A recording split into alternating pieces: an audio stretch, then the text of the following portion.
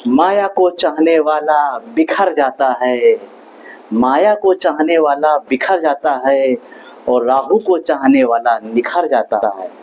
जी हाँ, आज मैं राहु की बात करने वाला हूँ। राहु आमतौर पर लोगों को भ्रम में, मोह माया में फंसाए रहता है, जिसके कारण लोग बिखर जाते हैं, टूट जाते हैं। लेकिन यदि आप डिसिप्लिन के साथ, पंक्चुअलिटी के साथ, ऑनेस्टी के साथ अपने कामों को करेंगे, ज़्यादा माया का लोभ लालच नहीं करेंगे, तो आप देखेंगे यही राहु आपको निखार देगा, आपको ऊंचाइयों में पहुंचाएगा। जी हाँ, आज मैं बात कर रहा हूँ राहु की। राहु 18 साल बाद अपनी ही मित्र की राशि कुंभ राशि में आ चुके हैं। ये समय 18 मई 2025 का था, लेकिन अभी तक 2-3 महीने बीत गए, ये अपना अच्छा फल नहीं दे पा रहे हैं लोगों को। तो आखिर कारण क्या है? तो कारण सिर्फ इतना है कि अभी तक ये मृत अवस्था में थे।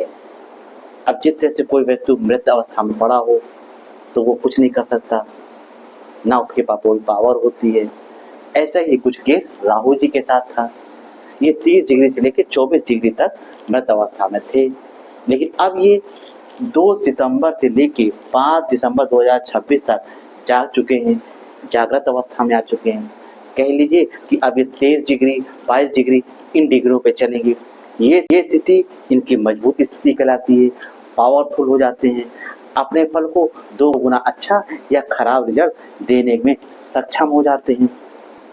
तो ऐसे में तुला लग्न और तुला राशि वालों के लिए ये क्या फल देने आए हैं, इसकी मैं बृहत चर्चा करूंगा। इससे पहले आप कोई स्किप करके इसको मत देखिए, वरना बात समझ में नहीं आएगी, क्योंकि इसके निगेटिव प्रभाव होंगे तो उसका मैं आपको उपाय भी बताऊंगा, एक रेमेडीज बता दूंगा। आप करेंगे तो आपके लिए भी अच्छा हो जाएगा। तो आइए शुरू करते हैं कि तुला लग्न वालों के लिए पंचम भाव में राहु गोचर कर रहे हैं। ये इनकी मित्र की राशि होने के कारण पंचम भाव संतान से देखा जाता है।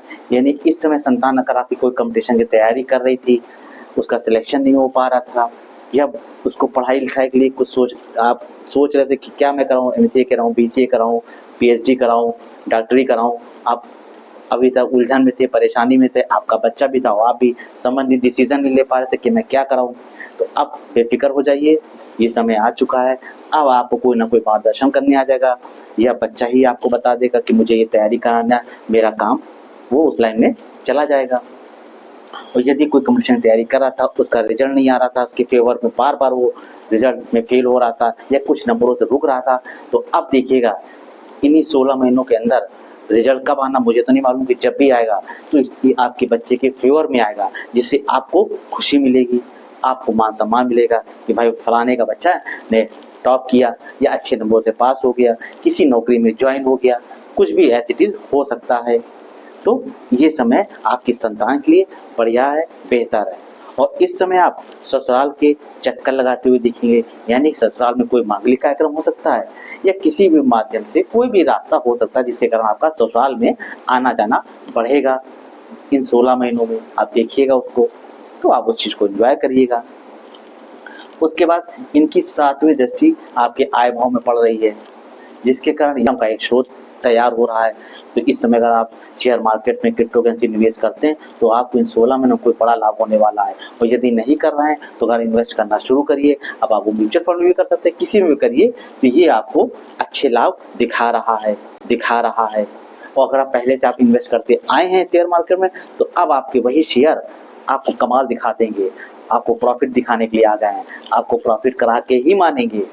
आप तैयारी कर लीजिए। उसके बाद इनकी 7वीं दृष्टि आपके लग्न भाव पर पड़ेगी। ये इनकी मित्र की राशि है, तुला राशि, तो यहाँ पे भी ये अच्छा फल देंगे। यानी अभी तक आप जो काम कर रहे थे, आपको वो रिगार्ड नहीं मिल पा रहा था, तो अब आपको रिगार्ड भी मिलेगा। अब आपकी प्रशंसा भी की जाए, लोगों के लिए चर्चा का विषय बन जाएंगे कि भाई वाह कितना अच्छा काम करते हैं फलाने। तो आपको एक प्रकार से खुशी होगी, रिगार्ड मिलेगा, आपको अच्छा लगेगा। तो उसके बाद इनकी 5वीं दृष्टि आपके धर्म कर्म के भाव में पड़ेगी। यहाँ से अब इस समय आप कोई धार्मिक यात्रा कर सकते हैं या धार्मिक अनुष्ठानों में बढ़ चढ़ का हिस्सा लेंगे, आप दान पुण्य करेंगे, इस तरह के योग भी दिखाई दे रहे हैं। तो अगर आप है तो आप उसको करिए।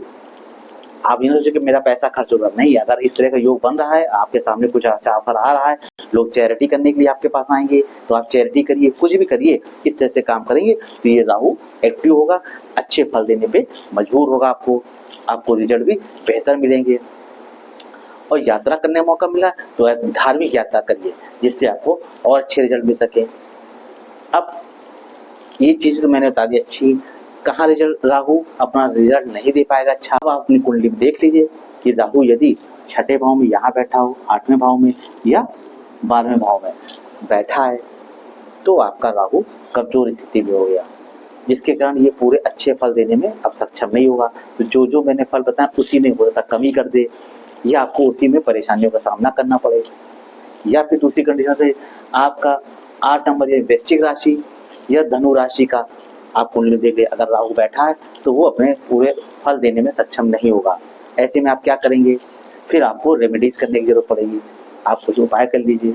क्या करेंगे, सबसे पहले तो आप भोलेनाथ के ऊपर जल अर्पित करिए, भोलेनाथ की पूजा किया करिए, और एक शिव चालीसा का पाठ डेली करना शुरू कर दिए।